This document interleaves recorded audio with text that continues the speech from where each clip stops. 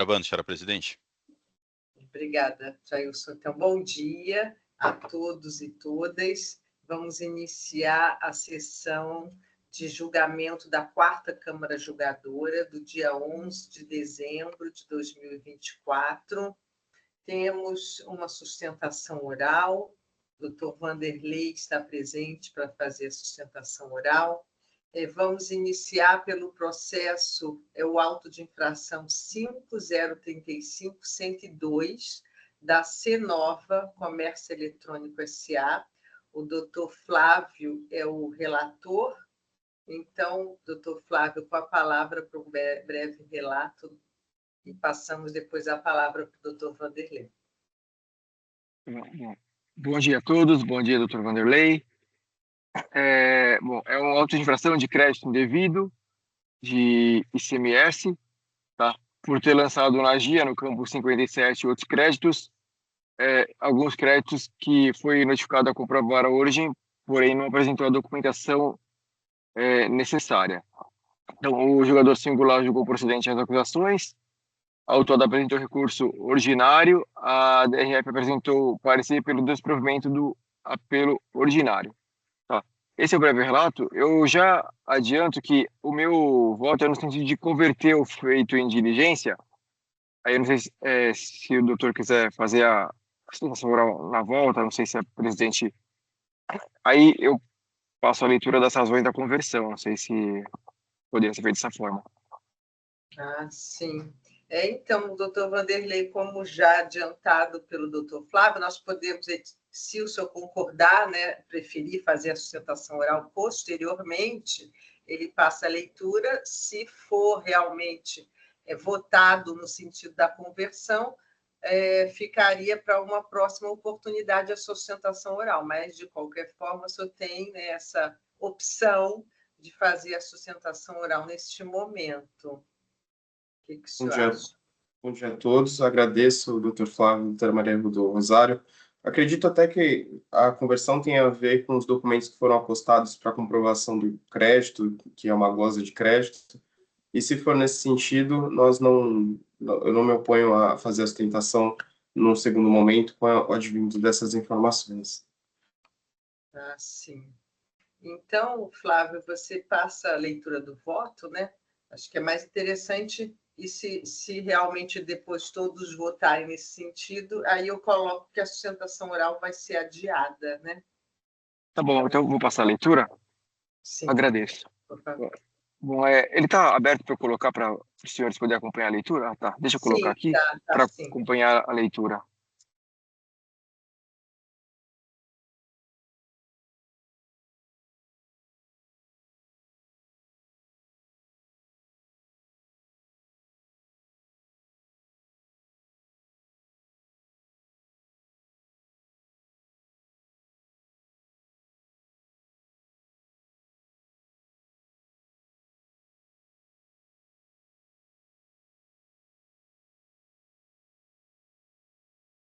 Bom, o AIN trata de crédito indevido por valores lançados em GIA no campo 57, outros créditos, referência 2018, março e abril. Após a entrega de GIA substitutivas para os períodos de março de 18 em 6/11 de 23, a abril de 18 e abril de 18 em 18/10 de 23, e ter seu pedido processado, foi emitida a ordem de serviço fiscal, sendo a autuada notificada e renotificada a apresentar a origem dos créditos constantes no campo 57 da GIA, de IST. Em face das notificações fiscais, a autuada respondeu de forma evasiva, informando que, em razão de alteração da administração, necessitava de 60 dias para responder. O fisco concedeu à autuada prazo de 7 dias para o esclarecimento. Após o decurso de prazo, foi lavrado o presente AIN. Em seu recurso ordinário, a autuada apresenta os acontecimentos segundo sua ótica. Eu destaquei alguns trechos. A autuada fala o seguinte, vou ler os trechos do recurso. A recorrente promoveu inicialmente alterações dos lançamentos efetuados em FD. Fato é que tal alteração acabou por gerar lançamentos incorretos em FD que não se encontravam refletidos até então nas GIAs do mesmo período. Contudo, ao verificar a existência de divergência entre os arquivos entregues da FD e da GIA para os meses de março e abril de 18, e com o único intuito de regularizar a situação perante ao fisco estadual, a recorrente acabou por incorrer em novo erro, replicando os lançamentos da FD agora em GIA, em outubro de 23, gerando os lançamentos no campo outros créditos que vieram a ser questionados pela fiscalização estadual. Em síntese, a autuada tentou corrigir o erro, ao fazê-lo, incorreu em novo erro, em erro. A alteração dos valores da FD, que alterou os valores da FD. Ao perceber a divergência entre a FD e a GIA, retificou a GIA para que esta refletisse os valores de sua FD. Ao retificar a GIA e aumentar seus valores de crédito, foi indagada pelo fisco e autuada. A autuada aduz que o AIM é arbitrário, pois a GIA retificadora por ela apresentada foi admitida após transcorrido o prazo de 5 anos e sem nova oportunidade de retificar sua GIA. Em seu recurso ordinário, a autuada aduz que a origem dos valores lançados a crédito em GIA nos meses de março e abril de 18, nos códigos 719 e 721, são decorrentes de ressarcimento ST ou recuperação de ICMS próprio, que comprovam tais informações constam nas EFD e nas guias substitutivas que comprovam a acusação fiscal. Ao ser notificada durante o trabalho fiscal, a autuada solicitou o prazo para apresentação de documentos e não foi concedido pelo fisco. Não há qualquer irregularidade na não anuência de dilação de prazo pelo fisco. Porém, a meu sentir, a comprovação da origem do crédito pode ser feita no contencioso da forma prevista na legislação ou outra desde que o fisco aceite, por conseguir verificar os dados. A autuada, desde a retificação da GIA, informou ainda que, sem comprovar na forma sem comprovar na forma prevista o fundamento de parte do crédito.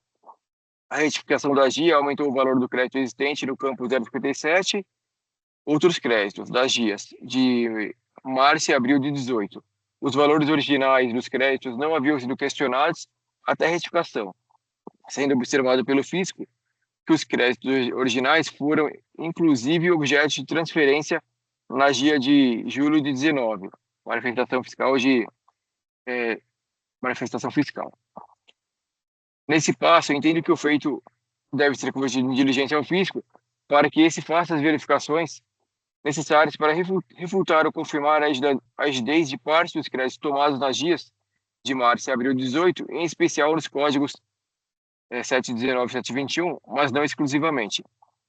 Para um cumprimento da diligência, poderá solicitar à autuada documentação e outros arquivos que comprovem o crédito.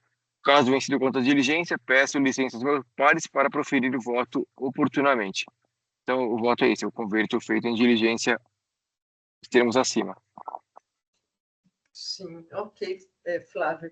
Eu só pergunto o seguinte: depois você acha que seria com trâmite pela representação fiscal e ao contribuinte? Ou não é necessário? Eu acho que o da representação fiscal, inclusive, acho que é da norma, né? Agora, o do contribuinte, acho que é interessante, né? Ele se manifestar também. Eu vou complementar esse ponto aqui, sim. Obrigado.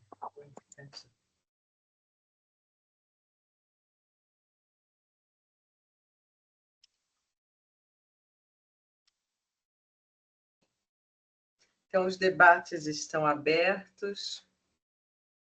Se a representação fiscal, doutor Marcelo, quiser falar alguma coisa também, está aberta a palavra. Doutor Adolfo, Marcos. Perfeito. Eu acompanho também o Flávio, só com essa observação mesmo, né, do trâmite. Depois, né, para também o contribuinte, a prazo do contribuinte. Doutor Vanderlei, então nós vamos votar hoje e a sustentação oral então ficou adiada, eu marquei como adiada. Presidente, a senhora pode abrir novamente? Desculpa, eu achei que estava, é verdade, habilitar a edição. Tá.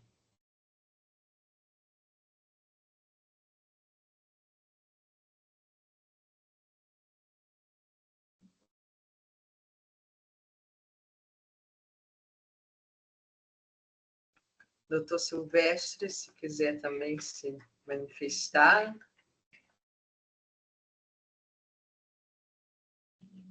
E ele saiu.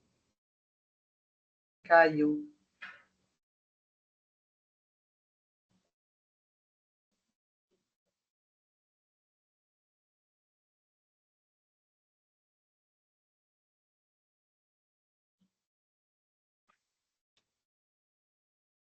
Enquanto o doutor Silvestre retorna, eu vou pegar uma água. Só um minutinho. Sim, tá, fica à vontade. Você conseguiu?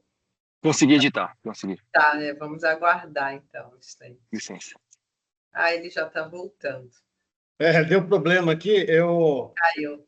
não sei por quê, eu estou recebendo notificações da terceira Câmara. Que é a primeira vez que eu entrei, o link acho que deu, como eu conversei com o Jailson, mas agora normalizou. Vou tentar Tá. sair daquela Câmara lá.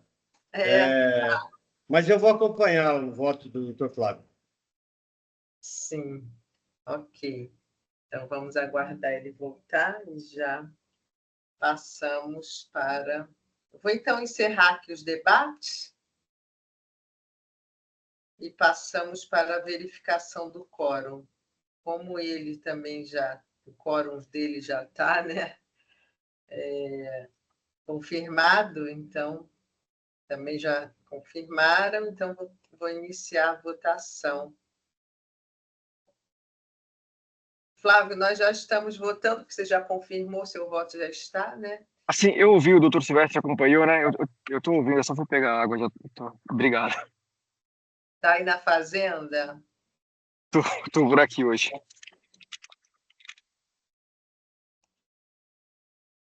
Estão gravando aqui. Falta do doutor Bergamin. O senhor está na terceira e na quarta hoje, doutor Silvestre?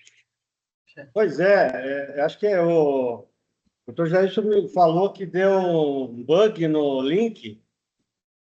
E a hora que eu entrei inicialmente foi na terceira. Aí eu tentei sair da terceira agora e saiu tudo. Eu vou deixar do jeito que está. Eu também recebi um e-mail cancelado, o link. Eu fiquei até na dúvida na hora que eu entrei, mas deu certo. Foram 2 e-mails, eu acho que não cancelou, né? Acho que de todo mundo. É por causa desse bug que aconteceu aí. Né? Ele fez na quarta, mas pegou acho que o link da terceira. Alguma coisa do Teams.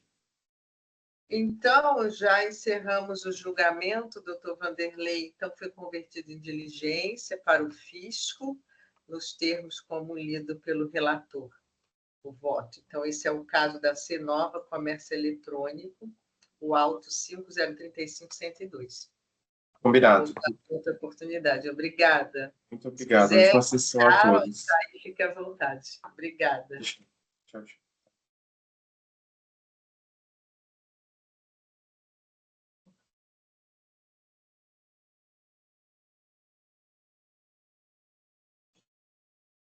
Estou vendo aqui que deu uma mensagem.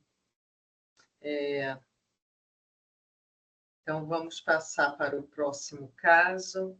Não temos mais advogados presentes, então acho que podemos iniciar pelo primeiro da pauta, até eu tenho que gravar também. Eu vou abrir todos para os registros já, né? Que eu também tenho que registrar aqui o meu, mas eu abro os outros também. E aí todos também já podem registrar, que eu ainda tenho que localizar aqui meu voto.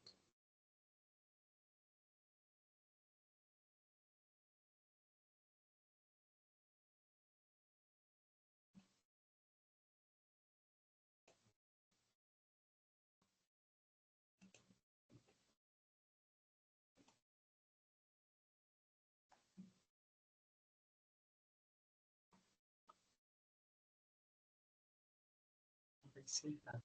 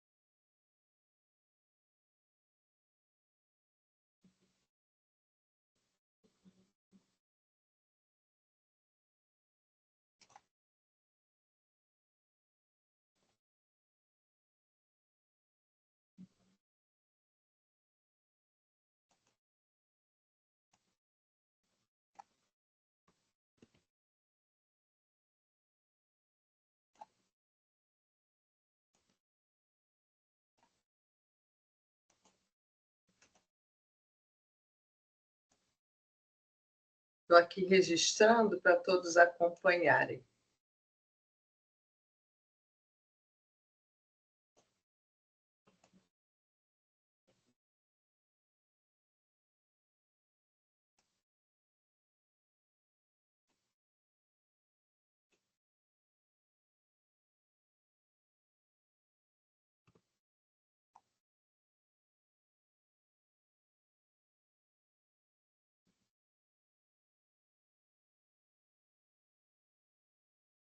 Então, esse é o caso.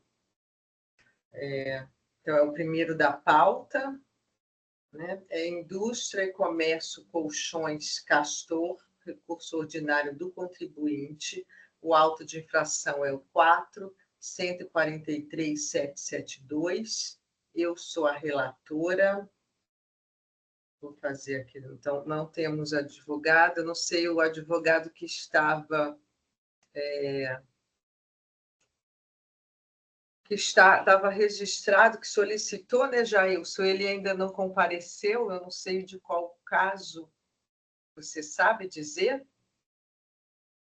Realmente ele não entrou ainda. Não É do JOC Prudente. O AIN final 342. Então, tá bom. Então, vamos fazer esse, quem sabe a pessoa ainda, né, consegue Perfeito. nos alcançar. Então, esse é o recurso ordinário do contribuinte, acusação fiscal em relativa à falta de pagamento do imposto, deixou de recolher, então, o ICMS por via de recolhimentos especiais, devido por importação de mercadorias que entraram em seu estabelecimento diretamente do local do desembaraço aduaneiro.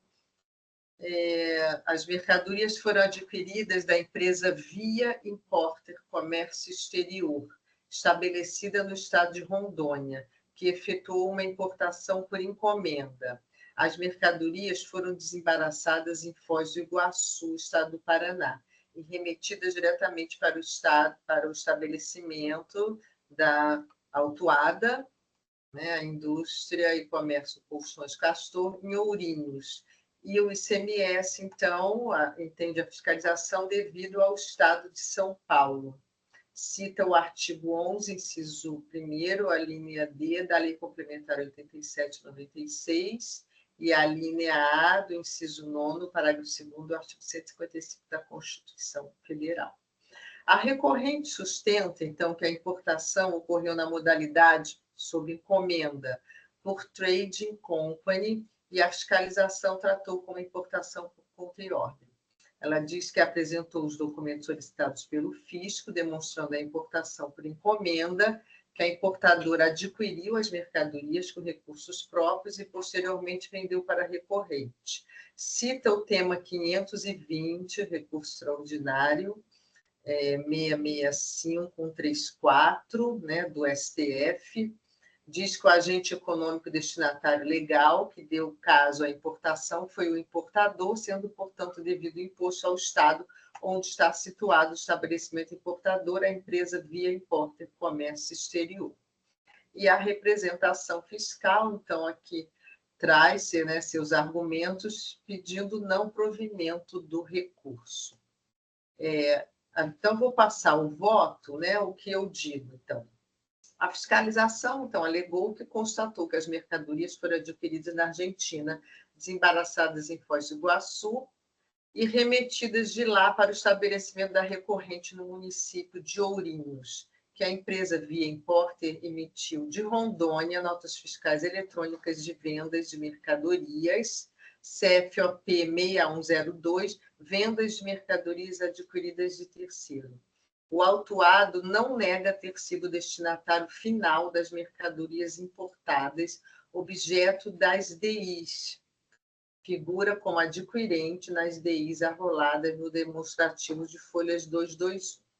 A recorrente, então, aduz que a operação de que trata esse auto-infração reuniria os aspectos de uma importação na modalidade por encomenda, e que, em razão disso, o ICMS seria devido, na verdade, por Via Importer Comércio Exterior, empresa que teria negociado e adquirido com recursos próprios as mercadorias com fornecedores estrangeiros e iniciada a operação de importação. assumindo os custos, as despesas da aquisição das mercadorias.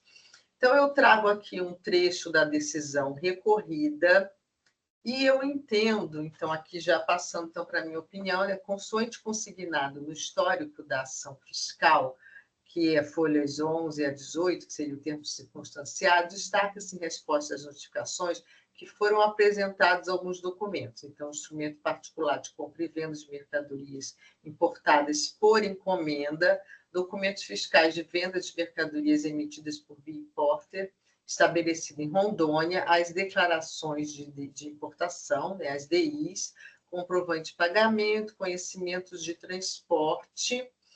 E aqui passando, então, quanto ao argumento de que na importação, por encomenda, o Estado competente para cobrar e arrecadar o ICMS importação é o Estado onde se localiza a empresa importadora, eu entendo, aí é, né, uma opinião que eu já tenho há algum tempo, né, formado por ser uma importação por encomenda, então eu entendo com razão a autuada. É indiscutível que a importação foi por encomenda, né? Tanto está descrito no auto de infração, né, na descrição, no relato da infração, quanto também foi admitido, né, pela fiscalização e pelo contribuinte, que ele aduz, né, sustenta os seus argumentos com essa modalidade de importação. Então, eu digo, haja vista que, agora vem meus fundamentos, né? O importador via Importer Comércio Exterior está localizado no estado de Rondônia, que adquiriu as mercadorias com recursos próprios, assumindo os custos da importação e, posteriormente, vendeu para a autuada. A própria fiscalização, no relato da infração, admitiu que a importação ocorreu na modalidade por encomenda. Então, conforme descrição na acusação fiscal e no histórico da fiscalização, né? Folhas 11. O sujeito ativo da relação jurídica tributária quanto ao ICMS importação, o estado de Rondônia. Então, essa é a minha opinião também, né? Porque para o qual foi recolhido imposto pelo sujeito passivo importador via Importer Comércio Exterior.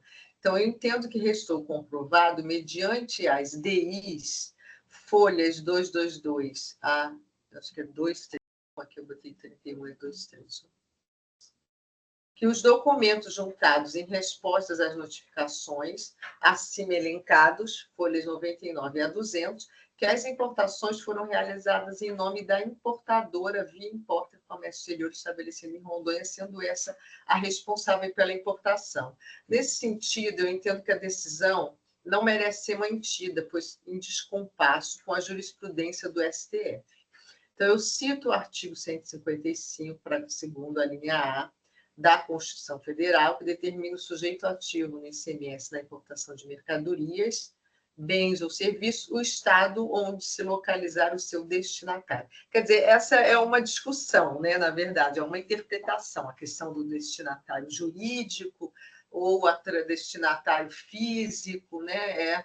É um ponto aí de interpretação mesmo. Então, por sua vez, a Constituição Federal, em seu artigo 155, parágrafo 2º, inciso 12, a linha D, determina que a lei complementar fixará para efeito de cobrança o local das operações realizadas ao ICMS. Aqui citei, né, esse dispositivo da Constituição, também citei a lei complementar, o artigo 11, inciso 1º, e fazendo uma interpretação sistemática, né, porque eu digo que, em exclusiva interpretação literal, poder-se-ia imaginar que basta a identificação do destino físico final da mercadoria importada para se determinar com segurança o sujeito ativo do ICMS na importação, que foi, né, a leitura e a interpretação da fiscalização, né? O destino físico indicado na lei complementar só seria relevante, então só é relevante para indicar a sujeição passiva se ele se confundir com o destino jurídico do ICMS na importação.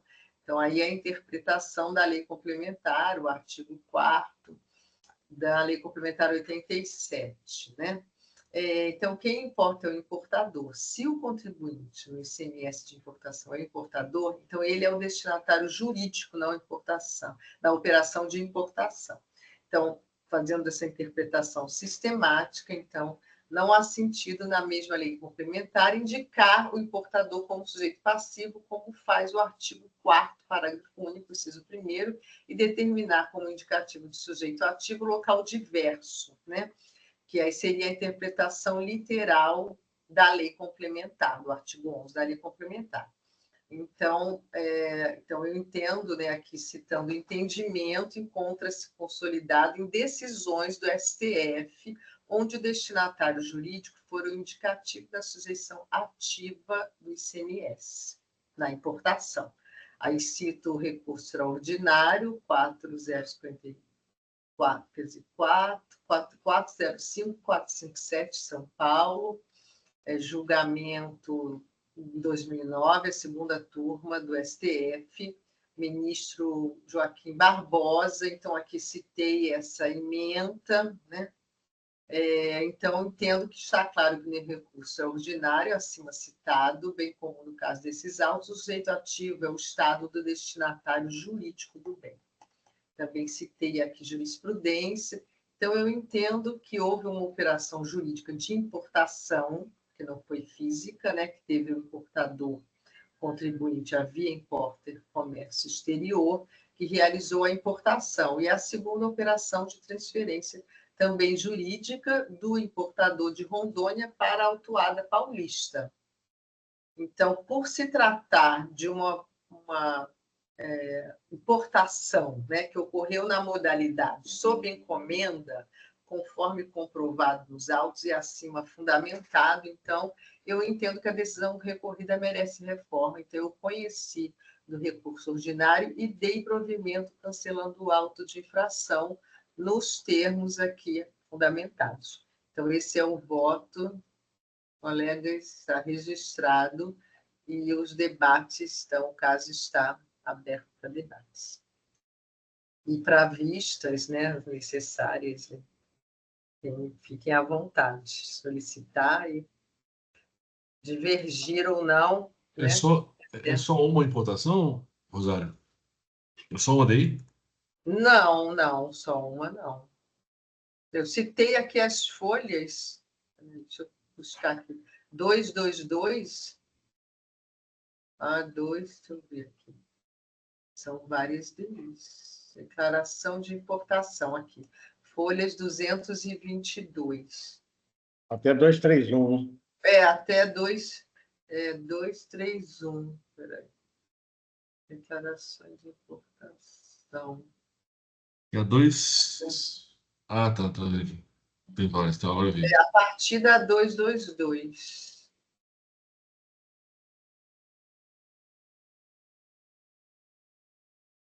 Tô vendo esse daí, daqui é tudo encomenda mesmo. Aí eu fui pela linha da tese mesmo, né, que é como eu penso na questão da importação por encomenda, né? Foi nesse sentido, né, de interpretação de tese jurídica. Uhum. Uma vez que a importação, né, em conteste que foi sob encomenda, na modalidade de encomenda. Tá bom, eu acompanho. Presidente, eu vou pedir vista, tá?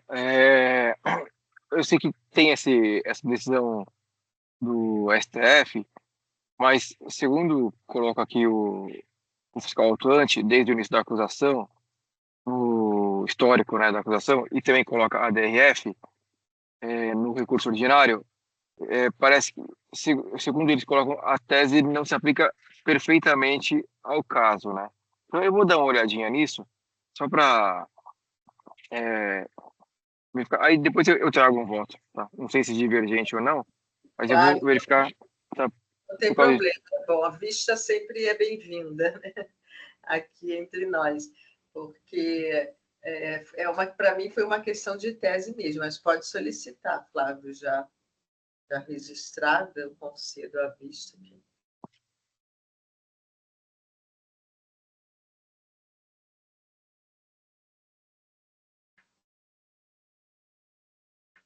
Então, vistas concedidas ao doutor Flávio, no caso Indústria e Comércio de Colchões Castor. Então, encerrando aqui o julgamento, saindo em vista.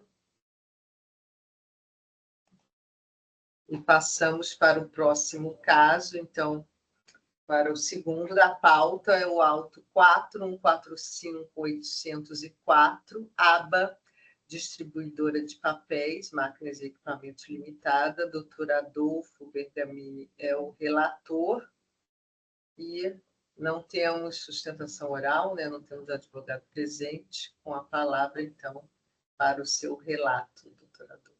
Eu já fiz o registro do voto, só que por alguma razão estão aparecendo dois votos. O primeiro, que é o só com ABC, e o segundo com voto mesmo. Será que tem como excluir o primeiro? Acho que não, né? Não, aqui não é o primeiro, é da empresa, né, da Autuada, da aba Distribuidora de Papéis. Que ficou registrado em curso ordinário João Maiolino, não é isso? Não, né? Não, eu fiz o voto dos dois. Ó, Será que é isso? então, em cima tem dois, né? Tem voto do debate, mas em cima tem dois. É. Eu acho que isso não tem problema. Aqui, ó. Sim. Mas ele está uma vez só, né? Bom. Eu acho que isso não é problema. Aqui é o seguinte, nota idônea, foi feita uma baita fiscalização por parte da Cefaz, operação de fraude estruturada. O fisco se mexeu bastante para trás, veio a defesa com o argumento básico de cooperação de estímulo. Só que o que me chamou a atenção aqui foi o seguinte: existe um cuidado muito grande para fazer a prova dos pagamentos. Basta até no centavo os pagamentos. Contudo, esse mesmo cuidado não foi verificado para fazer a documentação, o registro do transporte e tudo mais. Então, se a gente olhar nos documentos, são vários, todos os transportes são feitos por pessoas físicas, os recibos ali que documentam a retirada das mercadorias são manuais e ilegíveis. Não foi cumprido nenhuma obrigação fiscal acessória em relação aos transportes. Então, me parece que ficou claro que que o intuito aqui do que eu acho que é um kit boa-fé, deixar claro os pagamentos e não havia como fazer o mesmo para as mercadorias. Então, lá no item 2.2, eu começo a falar do caso concreto, o que é que tem de documentação nos autos. Tem uma tabela demonstrando aí com clareza os comprovantes, né? Só que eu falo o seguinte, eu não acolho e explico as razões.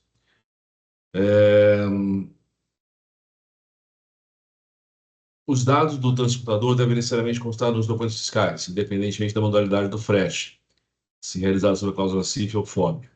Como não há qualquer identificação dos transportes nos diversos DANFs juntados, a disposição contida no artigo 107 do RICMES foi descumprida. Todavia, esse aspecto formal não é o único ponto que milita contra os acusados, sim as restrições factuais da operação. Afinal, ao longo de 2 anos, as partes firmaram centenas de operações com bobinas de papel de diversos tipos que pesam toneladas, e por isso mesmo precisam ser transportados em veículos pesados, cujo frete precisa ser controlado em seus detalhes, porque estamos falando de mercadorias imunes. Mas os canhotos assinados são elegíveis em grande parte. Os dados dos motoristas indicam pessoas físicas e não transportadoras, que espera-se estão capacitadas a transportar toneladas de peso em seus veículos. E também não foram observados nenhum dos procedimentos previstos na legislação para apresentar, para documentar o transporte FOB. Aí eu cito uma resposta de consulta que fala sobre o tema. Em suma, ela fala que quando o frete é FOB e o fornecedor não tem conhecimento do frete, ele não precisa colocar os dados, porque é FOB. Só que ele fala que quando conhece, tem que colocar. Aí eu volto para o texto. Nós que o fisco paulista reconhece a possibilidade de que em vendas FOB, o fornecedor não sabe de antemão os dados do veículo e do transportador que irá retirar a mercadoria em seu estabelecimento, ocasiões em que dispensa a menção. Entretanto, Quando souber, os dados devem ser documentados. No presente caso, os atuados sabiam antes, via e-mails, os dados dos veículos e dos transportadores que supostamente seriam utilizados ao frete. Tem-se como exemplo os e-mails de florestais quais que indicam que o conhecimento dos dados dos transportadores se davam antes da emissão das notas fiscais. Sabiam, portanto. Não se está aqui a defender excessivo apreço aos aspectos formais para dar cabo de julgamentos que, de acordo com o artigo 18 da 13457, devem admitir ampla produção probatória, até mesmo em homenagem ao princípio da verdade material. Ocorre que incertezas quanto ao frete e ao transporte dos bens levam às incertezas quanto à própria existência desses bens. Se bobinos de 10, 15 toneladas seriam transportados em caminhões de pessoas físicas, dos quais não se sabe o tamanho e capacidade, dos quais não se tem fotos, que não foram documentados em nenhum registro fiscal, como saber se de fato existem? A jurisprudência do TIT e a experiência de tantos julgamentos de tantos casos relacionados à tomada de crédito de notas idôneas revelam que, no que se convencionou chamar de kit boa-fé, é possível que os numerários que transitam entre contas bancárias desenvolvidos retornem à conta original, com os devidos descontos dos acordos. Mas não é possível simular a existência da mercadoria que não existe. Não é possível dar concretude no mundo físico de bens que não existem. Em operações como essa, a criatividade é capaz de falsear quase tudo, menos a existência do próprio bem. Chamou a atenção o fato de haver tanto cuidado na documentação dos pagamentos realizados, que bate até mesmo nos centavos, mas não haver o mesmo cuidado nos registros dos fretes, dos transportes. Os acusados poderiam ter acostado aos autos comprovantes de pesagem dos veículos, fotos e registros das entradas e saídas dos veículos de sua portaria, comprovantes de pedágio e até mesmo comprovantes de pagamento dos fretes que os destinatários suportaram. Afinal, considerando a relação comercial consolidada entre os envolvidos, até mesmo a coincidência de dados pessoais de motoristas que supostamente retiraram as mercadorias para os dois clientes idôneos, poderia haver a colaboração desses últimos para a formação de um custo probatório. Mas nada disso ocorreu, nada foi juntado. Como dito, causou estranheza a falta do mesmo zelo visto na documentação dos pagamentos em relação aos transportes. Em suma, não há nenhum elemento probatório que possa constituir resistências às cobranças do fisco paulista no presente caso. Como dito, as provas de pagamentos não são capazes de refutar o que está claro aqui: as mercadorias não existem. Desse modo, considerando que os documentos fiscais que instrumentalizam os itens 1.1 e 1.2 foram desclassificados, e aí tem a questão do recop, eu mantenho o mérito da acusação fiscal. Com relação à solidariedade, logo em seguida, eu reproduzo as conclusões que foram obtidas ao longo da fiscalização, que o solidário participou ativamente da fraude estruturada, e por essa razão eu conheço de ambos os ordinários e nego provimento a eles. Ok, obrigada, Adolfo. Então, os debates estão abertos.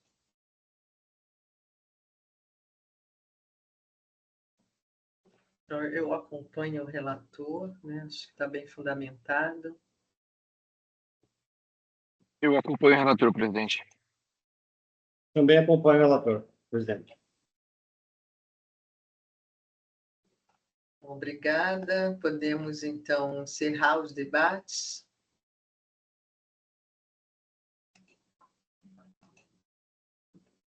Verificar quórum.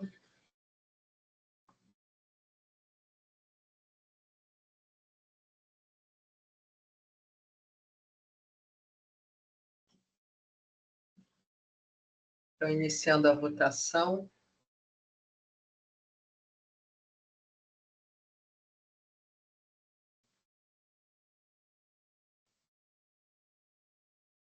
Então, encerrando a votação, no caso, ABA, distribuidora de papéis, máquinas e equipamentos. Então, o recurso foi conhecido e não provido da ABA, e o recurso ordinário do solidário, João Maiolino Ribeiro, também conhecido e não provido, ambos os recursos.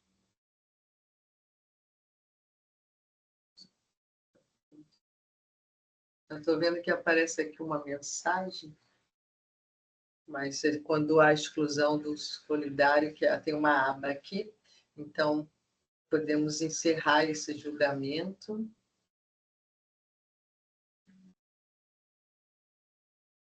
Foi votação unânime. Então, vamos passar para o próximo da pauta, o terceiro da pauta, é o auto de infração 4145887 da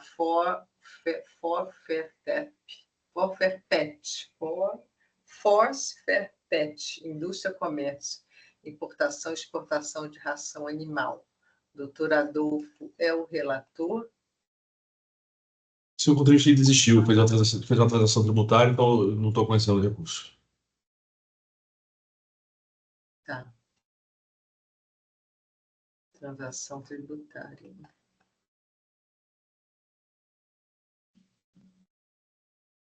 Teve petição, né, dele mesmo, né? Expressamente. Então, os debates estão abertos. Podemos encerrar, então, os debates.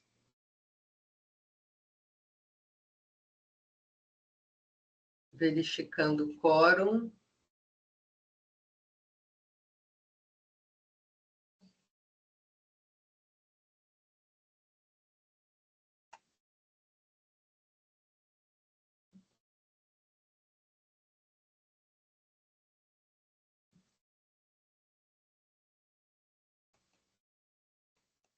Então, iniciando a votação.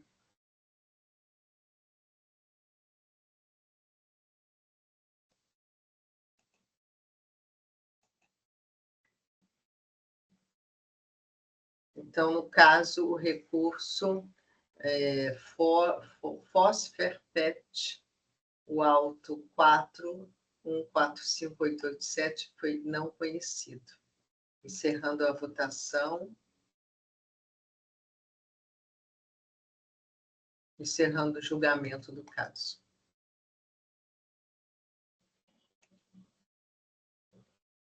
Agora vamos seguir para o auto, que é o quarto da pauta, o auto 5024342, JOC Prudente, Comércio de Subproduto Bovino Limitada. Eu sou a relatora. Este caso ele saiu em vista para o doutor Flávio. Eu vou fazer aqui um breve resumo, acho que foi lido no dia, né? Então, eu vou tentar aqui apenas trazer alguns pontos para o representante também não estava presente, né? O doutor Marcos, não sei se estava presente nesse caso. Então, o recurso ordinário, né? A recorrente sustenta a nulidade do auto de infração por erro de acusação fiscal, a nulidade por ausência de provas da fiscalização. Então, a recorrente alega que adquire o cálculo biliar bovino de pequenos produtores, esclarece que a mercadoria cálculo biliar bovino é uma mercadoria rara existente em animais doentes. Então, tem aqui um histórico, né? Sustenta que teria se pautado no entendimento da própria Secretaria da Fazenda e não haveria o que se falar em nota fiscal inidônea, que a consultoria tributária tem respostas à consulta no sentido de sua conduta. Então, eu menciono aqui o termo circunstanciado, as folhas 6, né? Extraindo um trecho na correspondência, então, entre aspas, enviada, não foram encaminhadas quaisquer notas fiscais de produtor ou quaisquer outros documentos que comprovassem a origem das mercadorias entradas no estabelecimento. Então, a resposta à consulta, que eu cito a resposta à consulta da Cefaz, né, são duas respostas a consultas. Presidente, eu vou precisar reiniciar. Ah, não, voltou. Desculpe incomodar. Eu estava travando, mas voltou aqui, desculpe. Não imagina. Tá ouvindo bem? Agora sim. Então, as respostas a consultas, né? Eu entendo aqui, verifico que há uma incoerência na acusação fiscal em questão, haja vista que foi enquadrada como relativa ao recebimento de mercadorias desacompanhada de documentação fiscal. Entretanto, foram emitidas notas fiscais de entrada, conforme orientam as respostas a consultas acima transcritas. Cabendo ao destinatário da mercadoria a sua emissão, independentemente de o produtor rural emitir a nota fiscal. A documentação fiscal foi desclassificada pela fiscalização sem prova cabal da sua inidoneidade, fazendo suposições e se pautando em indícios. Além disso, também não se cogitou de que os vendedores estariam obrigados à emissão de documentos fiscais, né? Aí eu digo que, apesar das respostas a consultas, né, não serem vinculantes à autuada, elas servem como parâmetros para, então, é uma orientação, né, para um caso similar, né? Eu entendo que a fiscalização não provou a ocorrência das operações, né? Sustenta, não deveria, então, assim, sopesando as provas, né, o artigo 19 da Lei 13.457, caberia à fiscalização apresentar as provas que constituem o fato jurídico tributário e a infração fiscal, juntamente com o auto de infração, e ao contribuinte apresentar as provas da sua defesa. O AFR presumiu a ocorrência da infração. Então, ele aqui mesmo, né, trouxe aqui folhas 172 da manifestação fiscal, né? Então, eu entendo que caberia ao fisco provar a inidoneidade da documentação, não fazer meras e excessivas suposições para desclassificar, né? Não há aquele processo de PCN, né, procedimento de cassação e nulidade, nos termos da portaria 95. Então, não há provas da fiscalização de que as pessoas físicas remetentes das mercadorias que foram apontadas pelo recorrente, né, pelo contribuinte, que não vendiam o gado ou na quantidade apontada. As notas fiscais foram emitidas com seu nome, CPF, endereço dos produtores rurais. Então, aqui trago uma doutrina sobre indícios, né, citando aqui o doutor professor Paulo Bonilha, trecho do livro, e digo que caberia ao fisco desconstituir as afirmações da contribuinte com prova da sua acusação, mas não fez, apenas presumiu que a quantidade das pedras demandaria uma alta quantidade de gado, que não seria o caso dos fornecedores serem pequenos produtores rurais. Então, entendo que o indício ele não é elemento suficiente para caracterizar a participação da recorrente por responsabilidade tributária solidária por interesse comum na situação, infração ao artigo 11, inciso 11 do regulamento. Então, por isso, entendo prejudicados também outros argumentos, né, da recorrente e, diante do exposto, conheço e dou provimento ao recurso ordinário para cancelar a autuação conforme fundamentado. Esse é o voto, foi o voto, né, o voto, e saiu em vistas para o doutor Flávio. Com a palavra, doutor Flávio, por favor. Obrigado, presidente. Então, eu agradeço a palavra. Bom, na sessão que saiu em vista, houveram debates. O que me chamou a atenção foi que são notas de emissão da própria autuada, são notas de entrada. Aí foi o principal ponto que me chamou a atenção para poder solicitar a vista. Então, eu vou passar a leitura do voto. Inicialmente, eu parabenizo o muito bem elaborado o voto da doutora relatora, tá, e o parecer da DRF apresentado em sessão, tá, os 5 debates da sessão em que o processo foi apresentado foram fundamentais para o meu pedido de vista.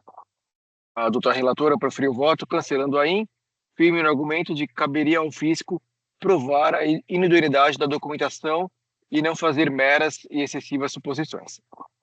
A autuada emitiu documentos fiscais de entrada para cobertar o ingresso em seu estabelecimento de cálculo biliar bovino, pedras de fel, material raro e valioso. Aí eu transcrevo o trecho do recurso ordinário que bem esclarece o plano de fundo das operações. Tá? Bom, passo a leitura do trecho do recurso ordinário.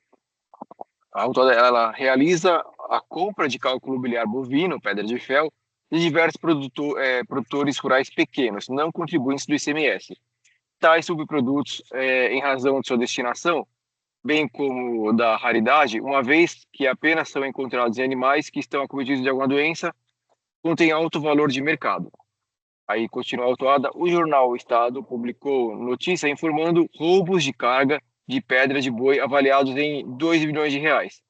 Conforme a notícia anteriormente mencionada, restou constatada que a grama da pedra de fel custa mais de R$ 320. Tá? As compras realizadas pela recorrente foram de aproximadamente 13 quilos, demonstrando a veracidade das informações prestadas, em especial que os fornecedores da recorrente são pequenos produtores rurais. Bom, eu retorno à leitura do voto. A autora deu um panorama geral do produto subjacente às operações e cita seu elevado preço e sua raridade.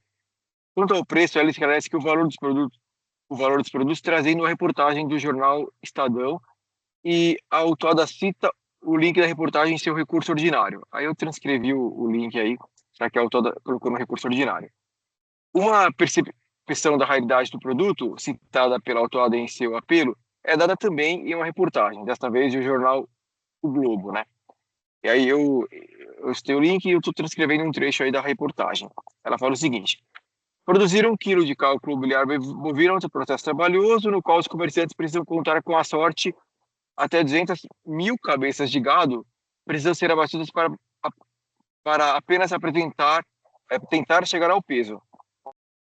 O valor estimado da pedra pode parecer alto, mas é considerado irrisório, se for considerado o volume batido necessário para atingir 1 quilo. Aí retorno ao voto. A autora, ao dar entrada em 14,07 quilos de cálculo biliar bovino de 5 remetentes, que ela alega serem pequenos produtores rurais, não contribuintes, desembolsou mais de R$ 4 milhões. Aí eu transcrevo abaixo o resumo das entradas, elaborado com as informações do demonstrativo 7 e 8. Então, são 5 fornecedores, 1 de São Paulo, 1 do Mato Grosso e 3 de Rondônia, né? Os fornecedores mais expressivos são de Rondônia, que perfazem mais de 10 quilos. Os de São Paulo e Mato Grosso perfazem cada um aproximadamente 1 quilo. Tá? Então, são 12 quilos de Rondônia. O fisco notificou a autora a esclarecer a emissão das notas fiscais de entrada. Pediu ao contribuinte que apresentasse informações que justificassem a emissão das notas fiscais de entrada, o que ocorre em situações excepcionais, não sendo a regra na estrutura do imposto, em especial quando as entradas possuem valores e quantidades, considerando o tipo do produto que, aparentemente, denota o intuito comercial. Aí eu transcrevo o trecho da notificação fiscal. Ela fala o seguinte: apresentar notas fiscais eletrônicas, NFE, ou notas fiscais de produtor, correspondentes às aquisições, tá? Apresentar comprovante de pagamento, apresentar quaisquer outros documentos que comprovem a efetividade das operações e resultaram na entrada da mercadoria no seu estabelecimento e que permitam identificar as partes envolvidas, valores e quantidades das mercadorias transacionadas. Os documentos relativos aos pagamentos já efetuados, ordens de pagamento, comprovante de depósito ou das respectivas transferências bancárias e valores. Em resposta ao fisco, após prorrogação de prazo para apresentar a documentação, a autuada apresentou esclarecimentos como documentos juntados às folhas tais. Das informações apresentadas, o fisco entendeu que não havia comprovação da origem das mercadorias, considerando, conforme o termo circunstanciado, né, considerando indevida a emissão da nota fiscal de entrada, conforme o artigo 136 e 134 do regulamento.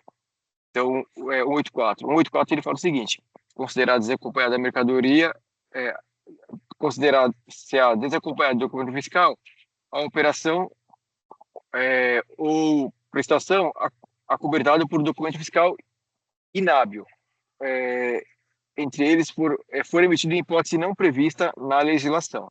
Então, foi essa a hipótese que o fisco considerou, que o documento não deveria ser emitido.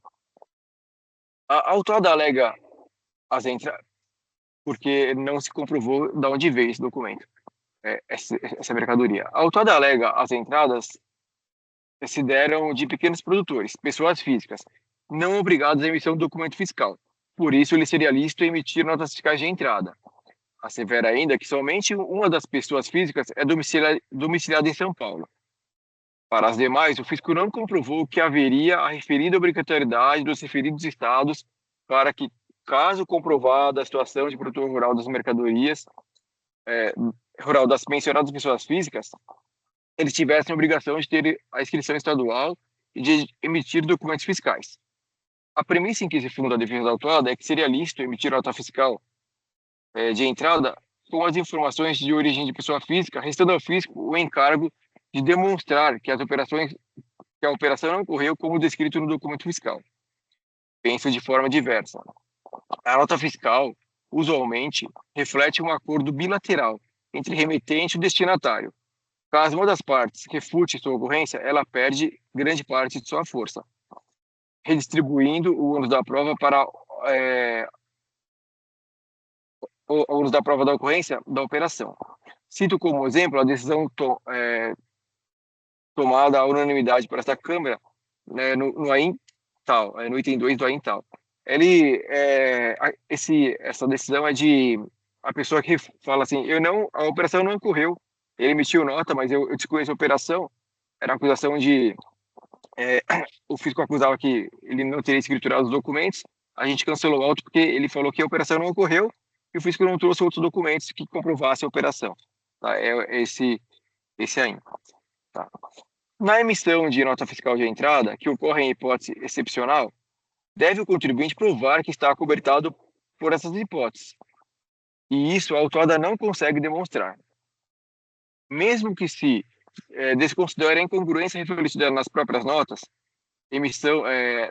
fiscais de sua emissão, como entrada de mais 12 quilos de cálculo biliar bovino, tendo como origem 3 pequenos produtores rurais do estado de Rondônia, no valor de R$ 3.600.000, segundo estou autor do feito, evidenciado na reportagem acima transcrita, será necessário um rebanho de mais de 2.400.000 cabeças. Dados do IBGE, constado na data tal, confirmam o alegado pelo autor do feito. Será necessário um rebanho avantajado, que ele fala o seguinte, o autor do feito, será necessário um rebanho avantajado, não condiz com a condição de pequeno produtor rural, sendo necessário uma parcela significativa do rebanho do estado de Rondônia, não havendo, como se falar, em pequenos produtores rurais. Então, eu transcrevo aqui, segundo o IBGE, o tamanho de cada rebanho no estado, né? Rondônia tinha em 2023 um rebanho de 18 milhões de cabeças de gado. Aqui a gente precisaria aproximadamente de 2 milhões. É um valor significativo do rebanho do estado. Ao trazer estas e algumas outras informações, não se está em nada inovando. Não são informações restritas ou desconhecidas, são fatos notórios que apenas rememoram, a rigor do Código do Processo Civil, independe de prova os fatos notórios.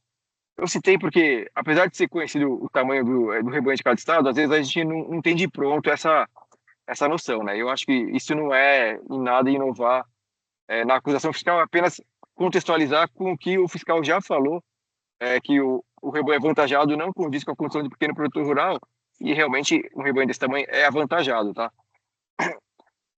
Ao trazer estas e outras informações, não se está em nada é notório e de conhecimento público que a quantidade de cálculo biliar bovino aqui tratado não pode ter como origem 5 pequenos produtores, como alega a autuada, tanto que em estado a comprovar essa origem não trouxe documentos hábeis. Tá? Eu coloquei que é de conhecimento público porque isso circula na mídia, então, como às vezes é um assunto que a gente não está muito atento, né? Por isso que eu trouxe a reportagem para a gente rememorar esse assunto. O fisco, em sua manifestação, por ocasião da defesa, se pronunciou que não é factível que pequenos produtores tenham fornecido tal quantidade de cálculo biliar bovino. Aí eu transcrevo trechos, justamente para reforçar que já estava na acusação, né? Já estava no auto, aliás. Infere-se que, para um pequeno produtor conseguir algumas gramas de pedras de fel, necessitaria de um longo período ou de um rebanho de grandes proporções. Um rebanho avantajado não condiz com a condição de pequeno produtor. Tá? Então, é o caso de se imaginar o tamanho do rebanho em posse desses 2 pequenos produtores, pessoas físicas, eles os dois de Rondônia, que teriam conseguido extrair de seus animais doentes 10 quilos de cálculo biliar bovino, mais 77% das mercadorias comercializadas pela defendente, pela autuada, né? Então, até para a autuada, esse volume é grande até para a autuada, não só para o... Sabe, não é que ela comercializa muito, isso é uma pequena parte do produto, não, é grande até para ela, conforme esclarece o fisco. O volume das mercadorias adquiridas qualifica todos os fornecedores não identificados como contribuintes do ICMS. As quantidades de cálculo biliar bovino recebidas dessas 5 pessoas físicas é grande, inclusive para o porte da autuada, representando grande parte das mercadorias por ela comercializada, como esclarece o autor do feito. A autuada junta demonstrativo de pagamento com pagamentos para terceiros que não indicados nas notas fiscais de entrada de sua emissão, pagamentos de somas elevadas em dinheiro, sem juntar qualquer comprovante bancário, junta apenas recortes, não demonstra que havia disponibilidade de caixa para desembolso de quantias que não raras vezes superam os R$100 mil. A autuada não conseguiu comprovar a origem das mercadorias, por isso a emissão da nota fiscal de entrada foi considerada indevida. Validar a emissão de nota fiscal de entrada sob a justificativa de se tratar de aquisição de pessoas físicas, sem que haja comprovação da afirmação e com as circunstâncias que cercam o presente caso, é temerário, podendo inclusive fomentar o crime, como trouxe a baila a autuada em seu recurso. A própria autuada fala que essa mercadoria é sujeita a ação criminosa por diversas vezes, como acima transcrito.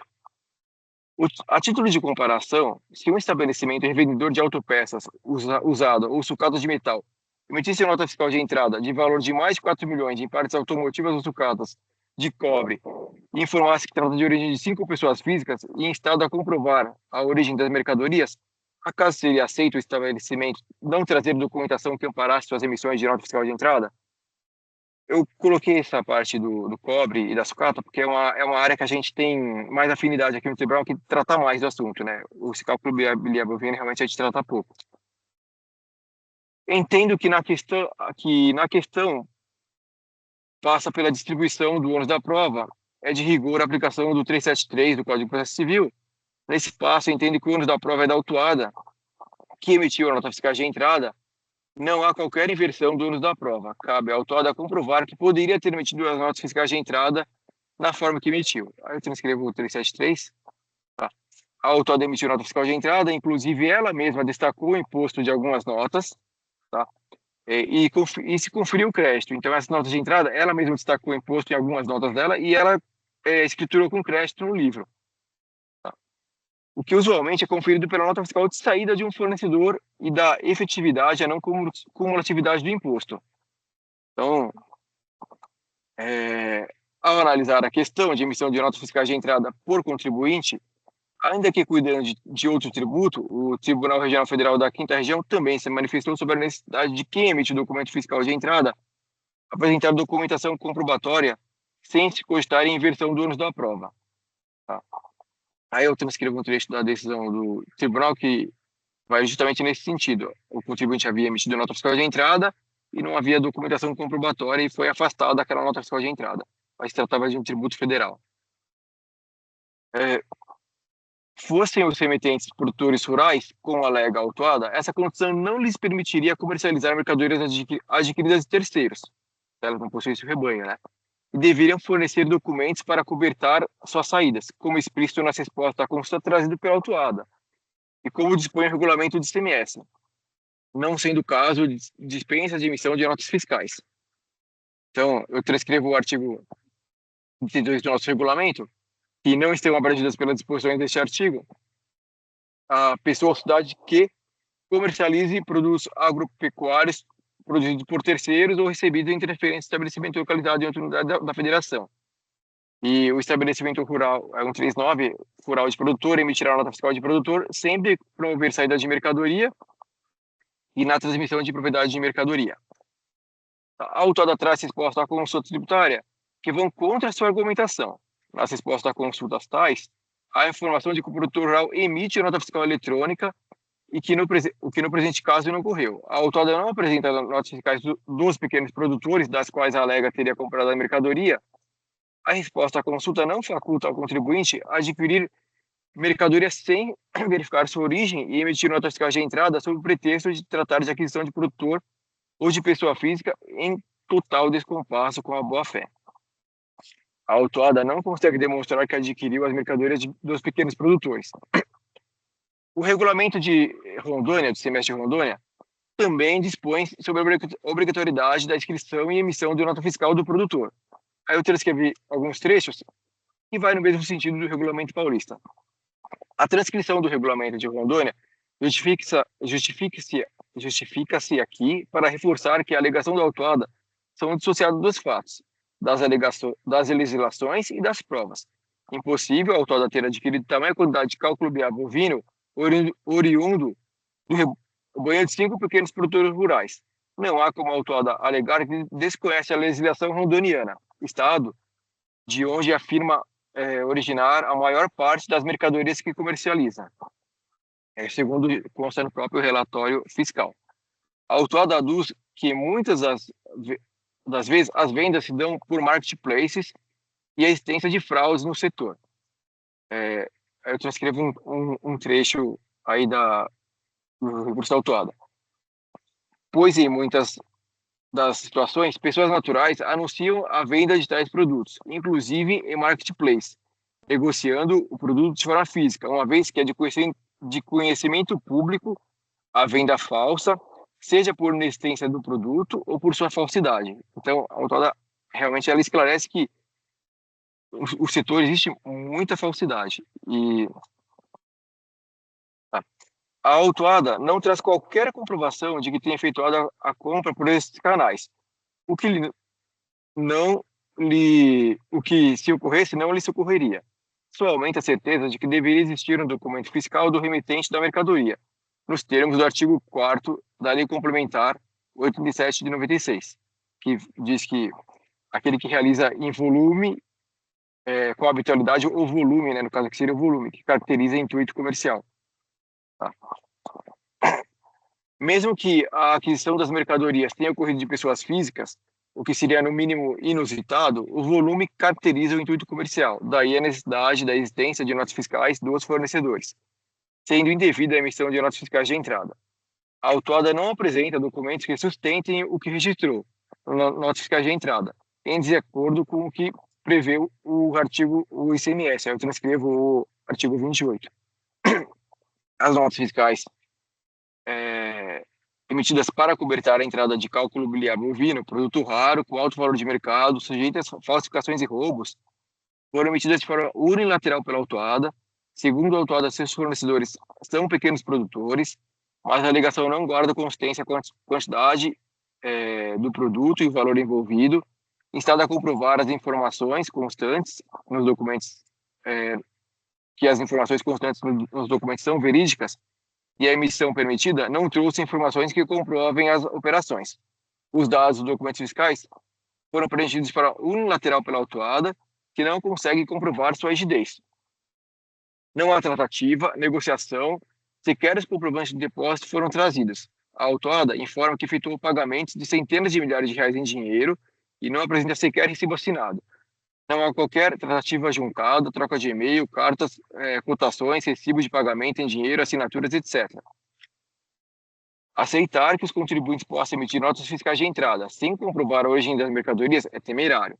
A questão aqui tratada no âmbito tributário transborda para as outras áreas, como o da segurança pública. É o estímulo a toda sorte de ilícitos, a possibilidade de legalização de mercadorias sem origem. Em especial, no caso concreto, por se tratar de mercadoria rara, de alto valor, sujeita a falsificações e roubos, que pela quantidade aqui tratada não condiz com pequenos produtores.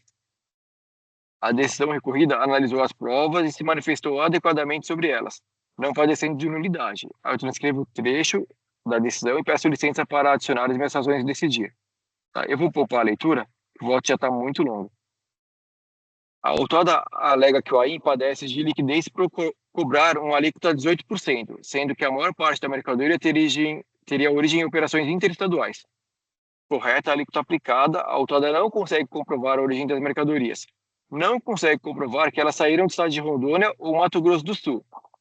Se tivessem as mercadorias de origem nesses locais, haveria ao menos as notas fiscais dos produtores ou outras comprovações que esses pequenos produtores, pessoas físicas, deram saídas das mercadorias e teriam rebanho bovino para produzir tal quantidade de cálculo biliar bovino. Por exemplo, a declaração anual de rebanho bovino desses produtores. Impossível saber a real origem da mercadoria. Correta a aplicação da alíquota interna. Também não se aplica a alíquota de 12% ao produto prevista no artigo 54 do regulamento. É incontroverso que o produto não é comestível. e sim, como esclarece a autuada, utilizado na medicina japonesa e chinesa visando curar diversas doenças, tais como febre alta, convulsão e até mesmo derrame, conforme consta no recurso ordinário. O produto também não está obrigado pelo diferimento do artigo 383 do regulamento. Não é couro, ou pele, sebo ou osso. Ainda que pudesse ser enquadrado no 383, como bem pontua a DRF em suas contrarrazões, teria havido a quebra do diferimento pelo fato de as operações serem acobertadas por documentos não hábeis. A existência de interesse comum, quando o documento de entrada é desclassificado, é pacífico nesse tribunal administrativo. Eu transcrevo o trecho do acórdão em recurso especial tirado do processo AIN 4069-043, que sem dissidência manteve a solidariedade. Tá? Então eu vou pular a leitura. O Tribunal de Justiça de São Paulo tem apresentado o mesmo entendimento. Aí eu transcrevo o trecho de acordo na apelação tal, tá? E no agravo de instrumento tal. Tá? Eu vou poupar a leitura também. A autora teve os documentos fiscais de entrada por ela emitidos desclassificados pelo fisco nos termos do artigo 184 do regulamento, pelas razões acima explanadas.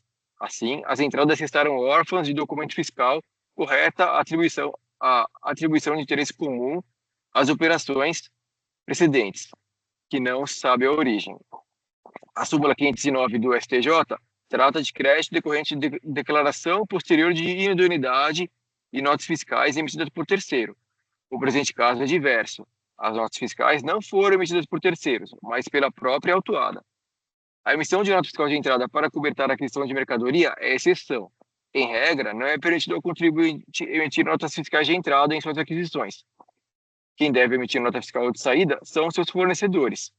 A não comprovação de ocorrência excepcional para a emissão de nota fiscal de entrada e da origem da mercadoria resultou na inaptidão dos documentos fiscais nos termos do 184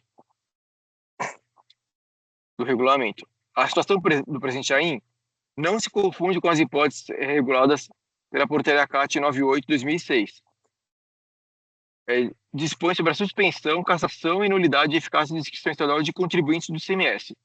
Não há outro contribuinte para ter sua inscrição declarada suspensa, inapta ou nula, simplesmente porque não há outro contribuinte na operação. As notas fiscais foram emitidas de forma unilateral, da autuada para a autuada. A súmula 519 põe a salvo o contribuinte que de boa fé adquire mercadorias de terceiros posteriormente declarado inidôneo, desde que comprovada a veracidade da compra e venda. Neste caso, os contribuintes tomam todas as cautelas e posteriormente verifica-se que a situação era fraudulenta. Nesse contexto, também se inclui a Portaria CAT 98/2006. A situação acima em nada é similar ao presente caso. A autuada, desde o início, sabia que adquiria mercadoria rara, valiosa, sujeita a fraudes ilícitos e não cumpriu sequer a legislação de exigir dos vendedores documento fiscal. Emitiu nota fiscal de entrada dessas mercadorias ao arrepio da legislação. A situação fática demonstra claramente a falta de boa-fé da autuada. Não há como se comparar as situações descritas na Portaria CAT 98 de 2006 com a situação do presente AIN. São situações completamente distintas, não similares. No presente, não há um documento fiscal de entrada que inicialmente era hábil, emitido por contribuinte diverso, regularmente inscrito e foi posteriormente declarado inábil. Aqui temos apenas a autuada emitindo documentos fiscais para cobertar a entrada de mercadorias em seu estabelecimento. Em estado a esclarecer como se deram essas entradas, que normalmente têm origem em outros contribuintes, ela alega que se originaram de pequenos produtores pessoas físicas. Segundo narra a autuada, tais pessoas físicas não são obrigadas a emitir documentos fiscais, pois não realizam operações com habitualidade ou em volume que caracteriza intuito comercial. Eles venderam milhões de reais de um produto raro e valioso, sujeito a falsificações e roubos. Partes do pagamento foram feitas em dinheiro, não foi apresentado nenhum extrato bancário íntegro, comprovante de pagamento, tratativa comercial. As provas que alega juntar são recordes de extratos, sendo impossível sequer conferir sua autenticidade. Ao contrário do que alega a autuada, não localizei no AIN qualquer tratativa comercial, também não era no voto da doutora relatora ou nas contrarrazões da DRF, qualquer menção às verificações de tratativas comerciais. Elas não existem neste auto. As folhas 111 e 122, em documento unilateral produzido pela autuada em resposta à notificação tal, a autuada informa que os valores constantes no documentos fiscais foi o valor negociado. Apenas isso. As multas aplicadas não são confiscatórias, guardando relação com a gravidade da infração, uma vez que é aplicada segundo o critério definido pelo legislador. O contribuinte, o princípio constitucional veda a utilização do tributo com efeito do confisco, a multa deve ser grave a ponto de inibir a ação irregular. O artigo 28 da Lei veda, da Lei 13457, veda o afastamento de lei, excetuados os casos nele previstos. O percentual da multa aplicado também é previsto em lei, não sendo possível alterá-lo nesse julgamento em razão do estado do artigo. A multa é de 35% do valor da operação, superior à maior alíquota vigente, dada a gravidade da infração, uma vez que se trata de recebimento de mercadoria sem documento fiscal. As notas fiscais de entrada emitida pela autuada foram emitidas em hipótese não prevista pela legislação. O legislador, atento à gravidade da infração, que proporciona que produtos sem origem certa ingressem nas empresas, visou inibir que produtos potencialmente vou pôr aqui.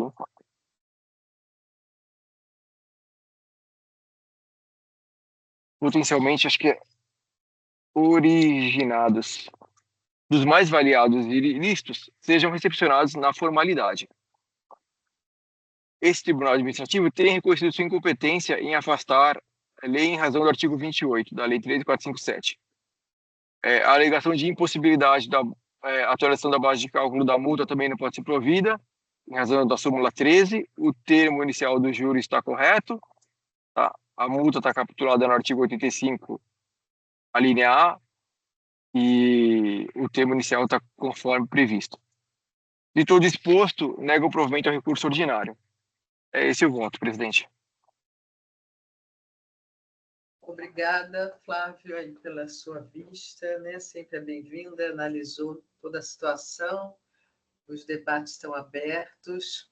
Eu vou aqui até já dizer, né, que de acordo com o meu voto, né, eu vou manter meu voto, né, agradeço aí toda a fundamentação do Flávio, mas eu vou manter meu voto porque realmente eu entendo que essa comprovação era necessária para desclassificar, né, a documentação, né, porque a infração é essa, recebimento de mercadorias acompanhadas de documentação fiscal própria e hábil. Então, eu acho que, de acordo com essa acusação, seria necessária, sim, a comprovação dessa, né, teria que ter essas provas pela fiscalização, né, de acordo aí com a Lei 3.457. E o contribuinte, como eu citei aqui também, isso veio do recurso, as respostas a consultas agiu de acordo com orientações que não foram específicas do contribuinte, mas que se adequam ao caso, né, essas respostas a consultas. Então, eu vou manter meu voto, mas estou aqui aberta, né, para os debates, estou à disposição para esclarecimentos também. Eu fiz um voto de preferência, aqui no vou, já vou registrar, mas deixa eu pedir, eu solicitei preferência, ué, por que não apareceu? Ah, tá aparecendo Eu tenho que confirmar, desculpa, aqui. Tá. Tinha aba, eu não tinha confirmado, agora eu confirmei e aparece a sua preferência, concedida. Deixa eu colocar aqui, a gente acompanha.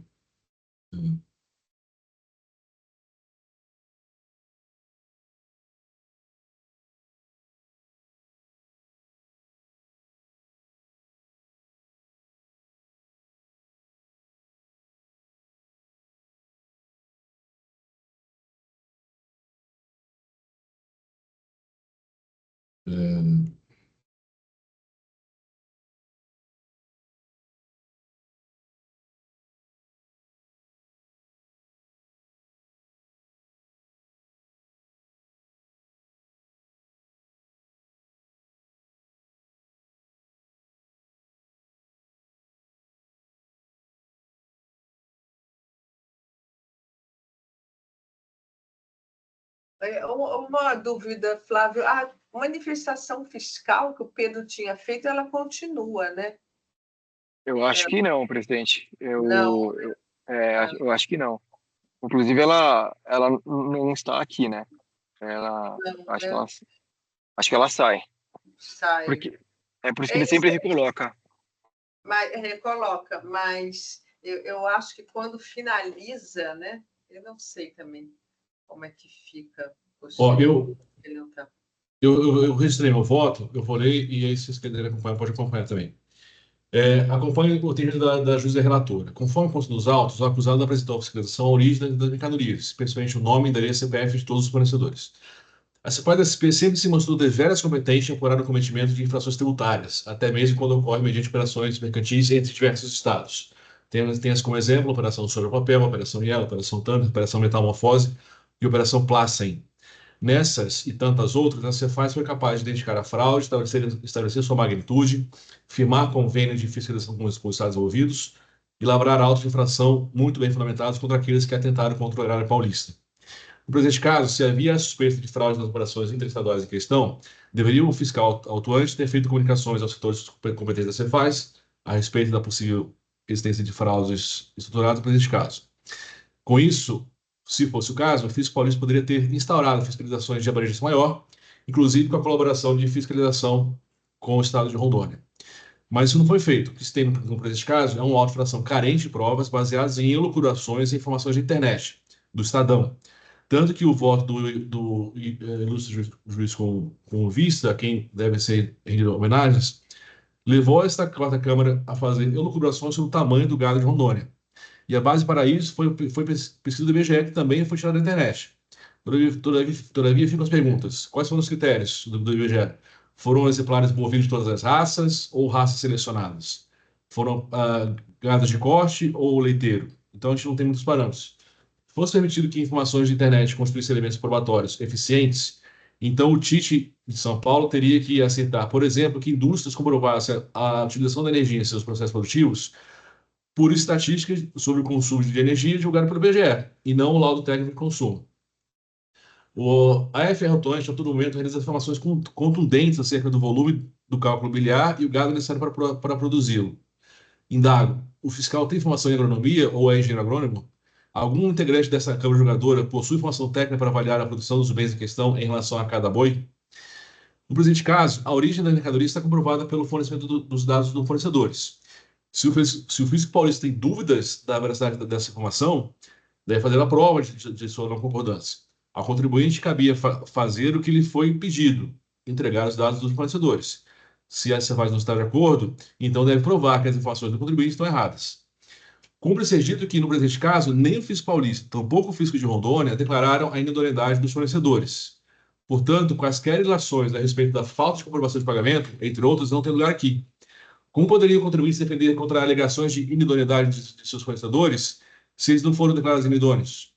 Lembremos que a condição fiscal que consta do auto-infração recebe mercadoria sem nota fiscal. Para tanto, não de inidonidade do fornecedor. Não digo aqui que o contribuinte está certo, mas sim que o presidente de auto-infração está errado. É possível que em uma investigação mais profunda se apure que o acusado tenha incorrido na infração.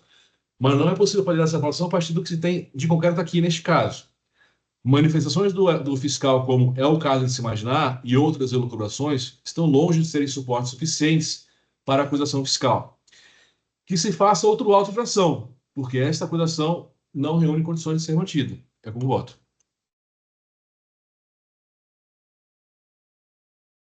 Obrigada, Adolfo, pela sua manifestação. Aqui já está registrado. Os debates estão abertos. Pois não. Bom, senhora presidente, só está voltando eu manifestar, né? Parabenizo todos aí os doutores pelos votos. Eu li o voto que estava disponível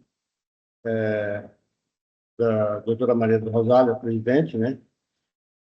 E em análise do processo que eu fiz também, após a leitura do voto, eu vou acompanhar o doutor Flávio, porque eu também entendo que não se trata de, em tese, de apuração de inidoneidade na forma da portaria CAT 95.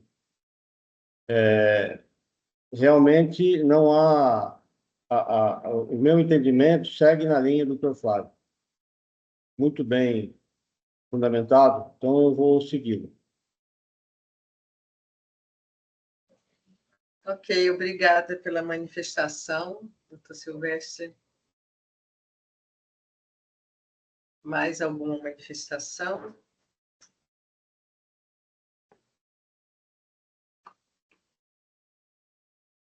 Podemos encerrar os debates? E vai sim. Acho que sim, presidente. Sim. Então, encerrando os debates.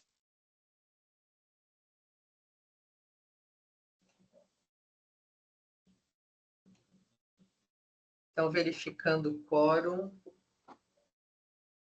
só o seu Silvestre, doutor Silvestre, que estava faltando, né, para o quórum, e também para a votação, né, iniciando a votação, só o seu voto, doutor Silvestre, acompanhando o doutor Flávio.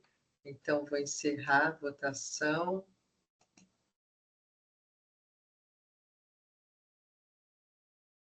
E agora eu tenho que assinalar aqui o voto vencedor.